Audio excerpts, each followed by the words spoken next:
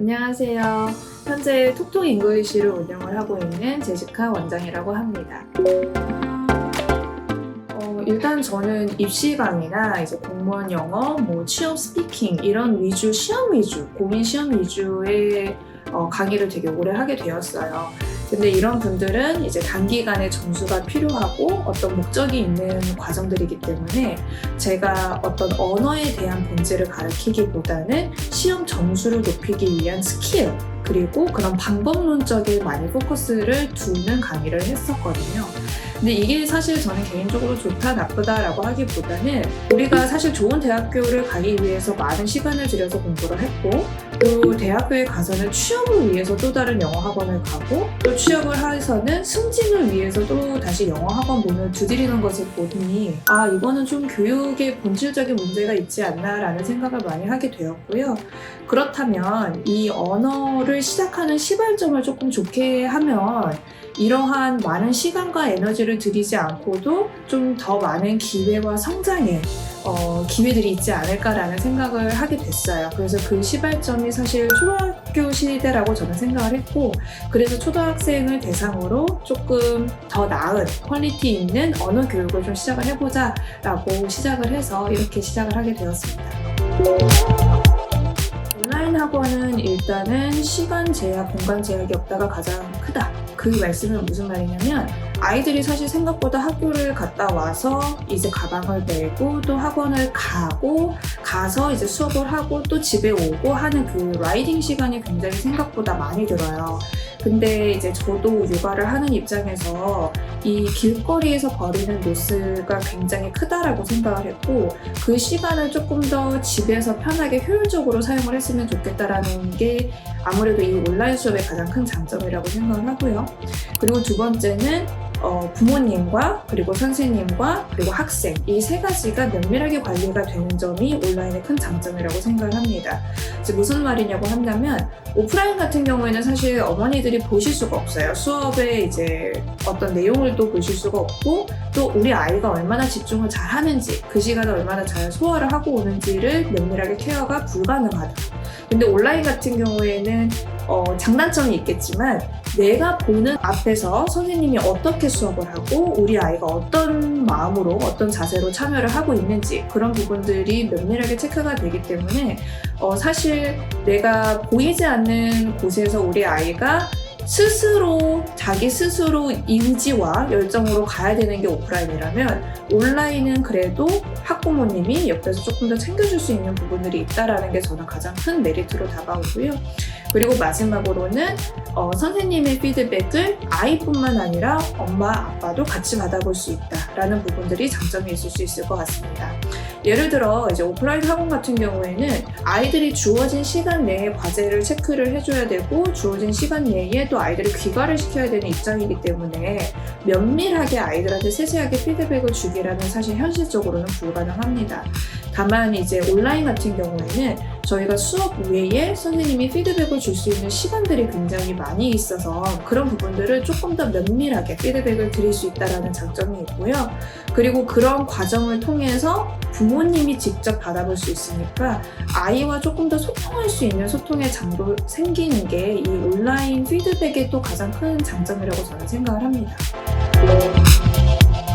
사실 저도 육아를 하는 입장에서 아예 부담이 없다라고 할 수는 없을 것 같은데 이는 사실 오프라인 학원도 마찬가지고 온라인도 마찬가지고 하다못해 이제 우리 아이가 학교를 가도 아이가 아직 스스로 알림장을 펴서 오늘 숙제를 체크를 하고 제출을 하는 게 우리가 생각하는 이상적인 모습이지만 현실적으로는 조금은 엄마 아빠의 도움이 필요한 것처럼 오프라인 학원을 가더라도 아이가 그날 배워온 것을 스스로 소화할 수 있는 시간 그리고 그것을 면밀하게 할 수 있는 부모님의 체크가 필요한 것은 동일합니다. 그래서 이게 오프라인이라고 더 손이 가고 온라인이라고 해서 손이 더 많이 간다, 덜 많이 간다 그런 사실 요소는 아닌 것 같고요.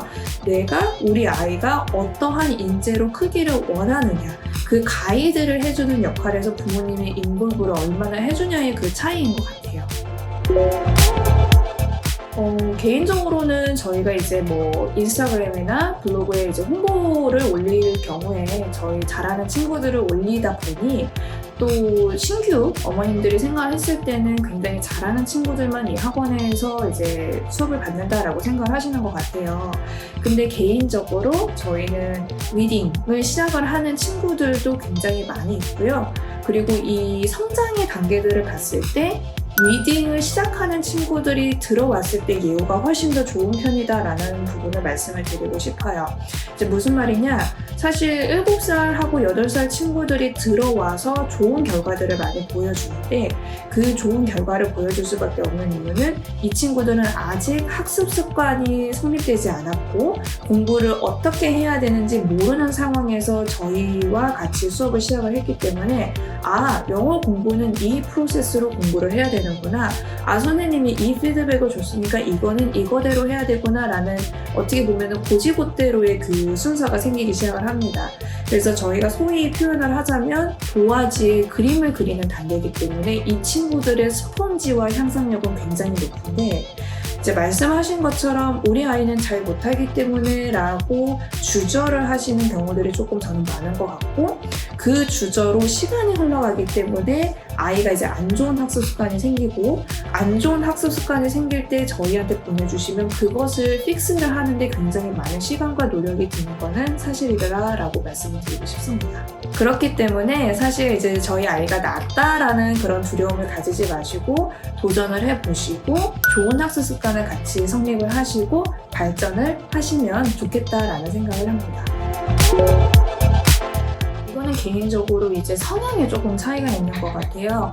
어떤 친구는 이제 말하는 거를 더 좋아하는 친구가 있는 반면에 어떤 친구는 글을 써서 자기 표현을 하는 것을 굉장히 좋아하는 친구들이 있어요. 그래서 성향의 차이가 있는 친구들이 있는데 개인적으로 글쓰기를 좋아하는 친구들한테 강압적으로 너는 말을 해라 라고 얘기를 하는 것도 이 성향에 조금 굉장히 어긋나고 불편한 일이 될 수가 있고 또 스피킹을 좋아하는 친구한테 너 라이팅을 많이 해라 라고 말하는 게 사실 이 친구한테는 굉장히 성향적으로 부담스러울 수가 있어요. 그래서 제가 하고 싶은 말은 뭐냐면 수업 시간에 우리 아이가 다소 소심하기 때문에 이 친구는 배우는 게 없어가 아니라 이 친구는 소심하지만 이제 에세이 과제를 통해서 본인의 이제 의사 표현이나 감정 표현이나 그런 것들을 더 깊게 다루는 편이고 또 반대로 우리 아이는 스피킹을 좋아하는데 라이팅을 못하니까 라이팅을 들어야 돼 라고 생각을 하실 수는 있지만 또 반대로 이 친구는 말하는 것을 좋아하기 때문에 말하는 것을 교정을 통해서 본인의 감정 표현을 조금 더 세세하게 할 수 있다라는 장점이 있다라고 생각을 하거든요. 그래서 제 말의 포인트는 뭐냐면 이렇기 때문에 이 친구가 부족한 걸 채워주는 게 아니고 이 친구들이 이런 거를 잘하기 때문에 이런 부분을 세세하게 키워주는 게 저희의 역할이라고 생각을 합니다. 그래서 조금 더 아이들이 어떤 방향이 됐던 간에 본인들의 감정 표현, 사고 표현을 편한 방식으로 리치하게 표현을 할 수 있고 그거를 가이드하는 게 저희의 역할이라서 이런 아이들의 겉모습만 보고 이렇기 때문에 너는 이거를 해야 돼 라는 단정은 짓지 마시고 아이들의 장점을 조금 더 키워줄 수 있는 방향을 같이 고민을 해보는 게 저희의 역할이자 저희 학부모님의 역할이라고 생각을 합니다. 이거는 제가 진짜 많이 들었던 질문 중에 하나인 것 같은데요. 개인적으로 저희가 네이티브 스피커는 아니잖아요. 그래서 어떻게 보면 영어랑 한국어를 둘 다 하는 거는 이중 언어이기 때문에 굉장히 대단한 거라고 저는 생각을 합니다.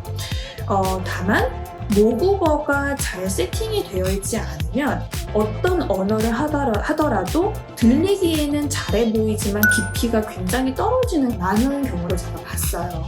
그렇기 때문에 사실 영어를 많이 해야 된다, 그러니까 영어 학원 원장이지만 영어를 많이 하세요, 영어를 꼭 지금 하셔야 됩니다 라는 입장이기보다는 항상 아이들이 모국어의 그 깊이와 이해를 가져야 된다라고 저는 생각을 하고 개인적으로는 한자, 그리고 역사, 그리고 과학 이런 지문들은 영어가 아니더라도 한국어라도 굉장히 많이 읽어본 친구들이 영어를 다소 늦게 시작을 했을지라도 이거를 따라가는 그 속도, 그 다음에 생각하는 그 깊이가 굉장히 차이가 난다라는 부분들은 생각을 해주셨으면 좋겠어요. 아이가 나이에 따라 지식을 받아들일 수 있는 그 총량의 그릇이 있다라고 저는 생각을 해서 그 나이에 맞는 최대치의 독서와 어휘와 한국어를 좀 채워주셔야 영어를 갔을 때도 훨씬 더 예후가 좋다라는 말씀을 드리고 싶어요.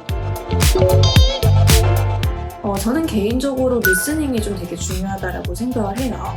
물론 스피킹도 중요하고 리딩도 중요하고 라이팅도 중요하고 중요하지 않은 요소는 없는데 그 중에서 리스닝을 저는 더 중요하다라고 생각하는 이유는 잘 들어본 친구들은, 그러니까 경청을 잘하는 친구들은 영어적인 능력을 떠나서 공감적인 능력, 그 다음에 자신의 의사를 발설하는 능력, 뭐 글을 쓰는 능력 이런 것들이 훨씬 더 좋은 편이더라고요.